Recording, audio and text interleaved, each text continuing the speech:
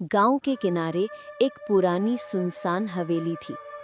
इतनी डरावनी कि लोग उसकी तरफ देखते ही कांप जाते। सब कहते थे कि उस हवेली में अनगिनत राज और खतरे छिपे हैं। कोई भी उसके पास जाने की हिम्मत नहीं करता था। उसी गांव में एक बूढ़ी दादी और उनका नन्हा पोता रहते थे। दादी अपने पोते से बेहद प्यार करती थी और दोनों एक दूसरे के लिए पूरी दुनिया थे। लेकिन पोता अक्सर उदास और गुस्से में रहता। उसे लगता कि वो दादी के लिए बहुत कम कर पाता है और यही सोच उसे भीतर ही भीतर परेशान करती रहती।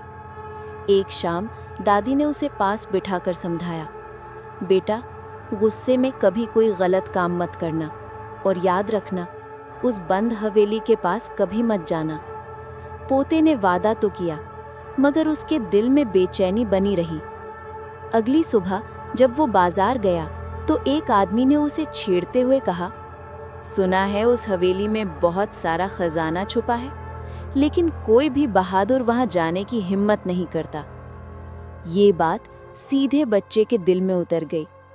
उस रात जब चारों तरफ सन्नाटा था और दादी सो चुकी थी, तो पोता धीरे से उठा और चुपचाप हवेली की ओर चल पड़ा। हवेली का दरवाजा जंग लगा हुआ था। जैसे ही उसने दरवाजे को छुआ, उसके कोनों से काले चमड़े जैसे चमकदार परिंदे झुंड बनाकर उड़ने लगे। लेकिन बच्चा डरा नहीं और भीतर चला गया। अंदर हर चीज टूटी फूटी और बासी थी। दीवारों और फर्नीचर पर मकड़ी के जाले लिपटे थे। हर कदम पर अजीब सी गूंज उठती थी। अचानक उसकी नजर एक खुले दरवाजे पर पड़ी जो नीचे तहखाने की तरफ जा रहा था। सीढ़ियां अंधेरे में गायब हो रही थी। बच्चा धीरे धीरे नीचे उतरा। तहखाने में एक बड़ा काला सा पुराना आईना रखा था। वो जब उसके सामने खड़ा हुआ तो उसने देखा कि उसके पीछे एक लंबी भयानक काली परछाई खड़ी है। एक ऐसा आदमी जिसका सिर उसके शरीर से अलग था, लेकिन वो अपने हाथों में वही डरावना सिर पकड़े था। लंबे बाल, नुकीले दांत और खौफनाक हंसी। बच्चा घबरा गया और भागने लगा। वो एक कमरे में जाकर अलमारी में छुप गया। थोड़ी देर बाद वही सिर कटा आदमी कमरे में आया, चक्कर लगाया और चला गया। बच्चा धीरे धीरे बाहर निकला। उसका दिल जोर जोर से धड़क रहा था। वो भागकर हवेली के बड़े दरवाजे तक पहुंचा, लेकिन दरवाजा खुला ही नहीं। अचानक किसी ने ठंडा हाथ उसके कंधे पर रखा।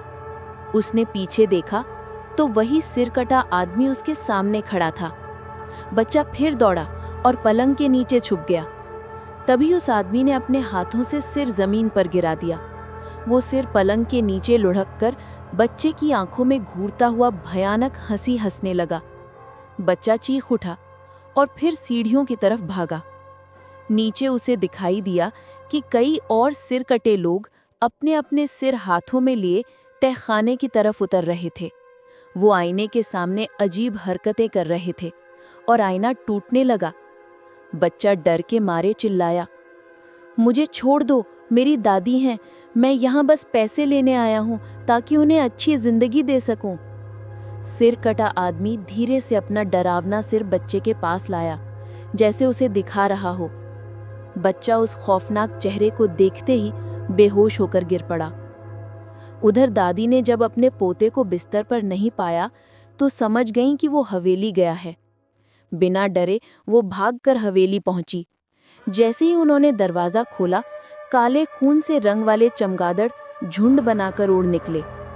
दादी ने मन ही मन प्रार्थना की और तहखाने की सीढ़ियां उतर गईं। नीचे उन्होंने अपने बेहोश पोते को जमीन पर लेटा पाया। उसके आसपास सोने के सिक्के बिखरे थे। सामने एक अजीब आदमी कुर्सी पर बैठा था। उसका शरीर साधारण था, लेकिन उसके हाथों में वही डरावना सिर था। उसने ठंडी आवाज में कहा, ये तुम्हारा पोता है, ये सिक्के ले लो, लेकिन कभी यहाँ वापस मत आना। दादी ने रोते हुए अपने पोते को गोद में उठाया, कुछ सिक्के समेटे और हवेली से बाहर निकल आईं। वे अपने घर लौट आईं। दादी ने बेटे की देखभाल की। समय के साथ उनकी हालत सुधर गई। उन्हीं सिक्कों से उन्होंने एक छोटा लेकिन आरामदायक घर बना लिया और चैन की जिंदगी बिताने लगे। लेकिन गांव वाले आज भी उस हवेली को देखकर सहम जाते थे। अंदर सच में रहम था या जुल्म, ये कोई नहीं जानता था। बस दादी और उनका पोता जानते थे कि वहां कैसा रहस्य छुपा था।